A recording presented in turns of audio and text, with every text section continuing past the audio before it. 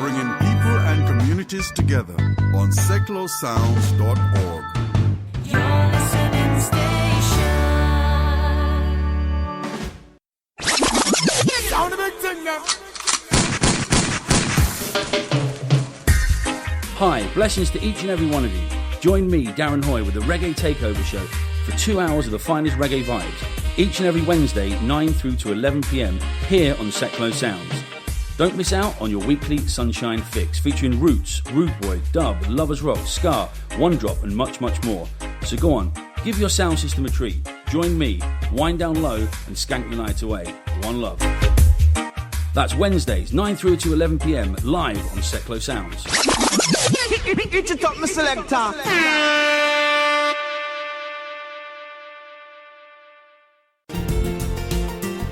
You can contact us or just keep up to date with travel news at facebook.com/John Guinn Travel Show. This is Seclo Sounds, your community radio station.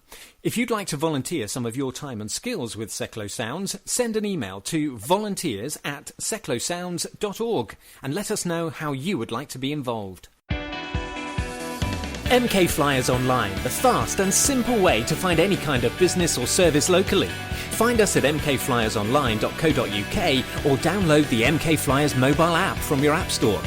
MK Flyers Online proudly supports Seclo Sounds, community radio for Milton Keynes. The John Guinn Travel Show. Checking it out before you check in on seclosounds.org. And now, travel news.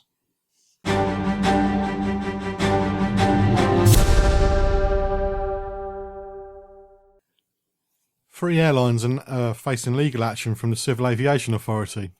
The three airlines, Aer Lingus, Jet2 and Wizz Air, are facing the legal action because the CAA, the Civil Aviation Authority, believes they've breached consumer law. The CAA has carried out a 6-month review of airline policies on compensating passengers for delays and supporting them in times of disruption. The CAA has said that despite extensive discussions, some airlines are yet to come into line. So now it is starting the legal process to force Aer Lingus, Jet2 and Wizz Air to adhere to the rules. The CAA says it also has concerns about the way Ryanair is assessing some passengers' claims.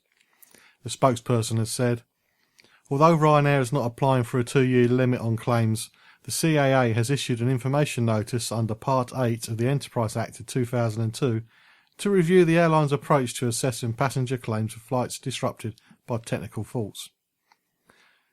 The statement that CAA released also said, Jet2 and Wizz Air have failed to satisfy the regulator that they are consistently paying compensation for disruption caused by technical faults, despite the Court of Appeal, which is Jet2 versus Hussar, clarifying that airlines must do so.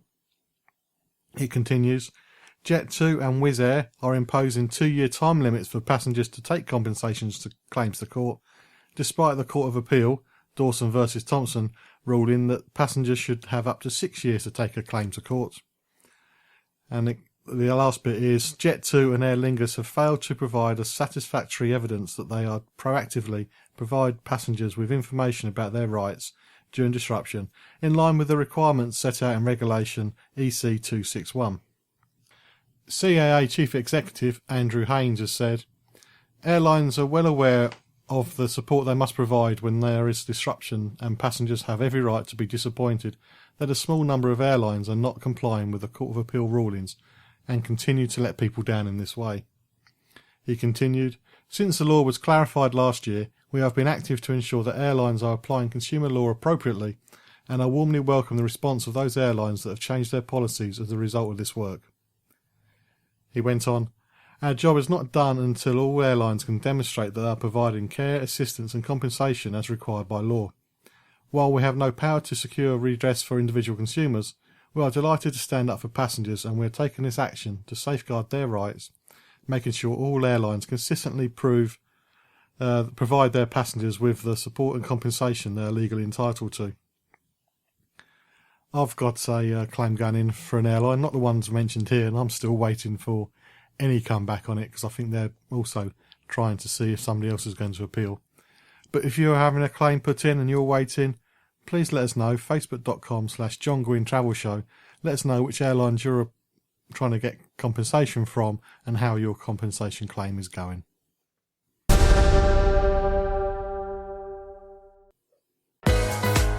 Step into the spotlight with me, Lucy, every Wednesday between 6 and 7 p.m. on Seclo Sounds. I'll have new music, the latest entertainment news, and interviews with local bands. If you're in a band, or if you have music that you think I should be playing, I'd love to hear from you. Email me, lucy@seclosounds.org, and join me every Wednesday from 6 till 7 for Spotlight on Seclo Sounds.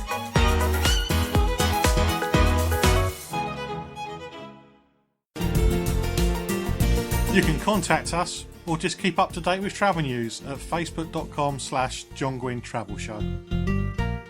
Sometimes an airline seems to have more press coverage because it teases people than it does for actually doing its job as being an airline. And you haven't guessed who I'm talking about. I'm talking about Ryanair. Ryanair have been saying since 2007 they were considering doing a transatlantic flight. And earlier in the month it looked like they were going to actually go ahead and do it. But now there's been another statement from the board of Ryanair Holdings PLC to the stock exchange, which wishes to clarify that it has not considered or approved any transatlantic project and does not intend to do so. So then they've had more press coverage for free saying, we're going to do something, we're not going to do something, we're going to do something, we're not going to do something. A bit like when it said they're going to charge people to go to the toilets. Great publicity. Even I'm talking about them now. But anyway, as I mentioned, Ryanair first announced the plans in 2007 and said it would be done in about 4 years. There was a very famous press conference about this, which I can't repeat on air.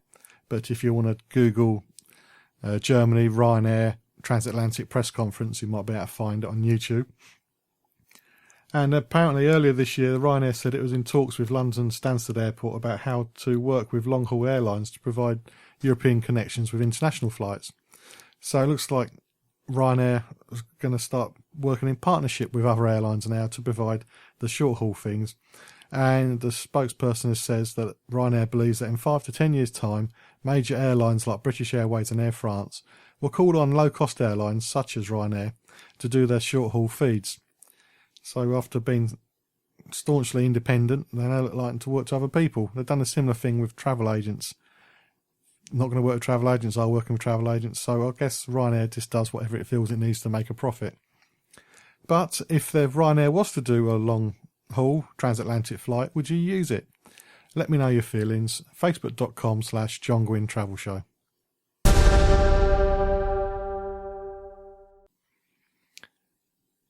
A few moments ago I talked about the Civil Aviation Authority being upset with the way that some airlines are handling compensation claims. But imagine how you'd feel if you was on this particular flight. A Delta connection flight from Salt Lake City to Mexico was turned around just short of its destination after what has been loosely described as a paperwork error. The Delta Flight 4507, which was actually operated by SkyWest Airlines, was within 1 hour of landing at Puerto Vallarta, which is on the Pacific side of Mexico, when the bad news was announced by the pilot. The pilot told passengers that their flight couldn't land in Mexico due to the administrative lapse. A SkyWest spokesperson said that the plane returned to Salt Lake City at approximately 1800 to correct the paperwork issue. They went on to say that 57 passengers were on board and they were provided with hotel accommodations and were rebooked on a new flight for the next day. They also said they apologised to customers that they've inconvenienced and are working to get them on the way as quickly as possible. But a passenger, Casey Boyd, said, it sounds pretty unbelievable. It doesn't sound like maybe the whole story. Boyd said that the airline had earlier informed passengers prior to departure that we were using a smaller airplane than originally scheduled, and it's thought no one from the airline passed this information on to the Mexican authorities. Yep, there'll be definitely 57 unhappy people there.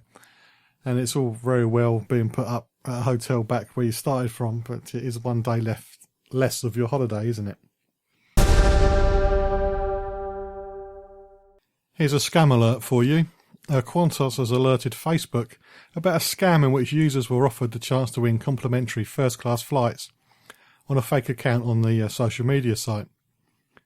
The bogus Qantas Australia page contained a post stating that the airline would be giving away free flights for the rest of the year in order to celebrate carrying 3 million passengers since the 1st of January. To enter the competition, users were invited to like and share the post, and there's been around about 2,500 likes and it's been shared over 6,000 times. Qantas said in a statement on its legitimate Facebook site, "We are aware of this fake Facebook account. It is a scam and has nothing to do with Qantas. Facebook has been advised and are currently investigating." The spokesman, the statement even went on to say that our campaigns are always run from our authenticated Facebook page, which for those who are not too sure, it means it's got a blue tick on it to say that it is an authentic page, or it's through the official Qantas websites. So there's going to be quite a few of these probably coming up. So if you get a Facebook thing on your page saying, please share and you might win some flights, the chances are that it's probably a scam. So before you share it to everybody, investigate it thoroughly to make sure it is a genuine offer, but probably it isn't. If you've been caught out by a Facebook scam when it comes to travel and you're willing to share your story, facebook.com/John Guinn Travel Show. It's not a scam page, and just share your story with us.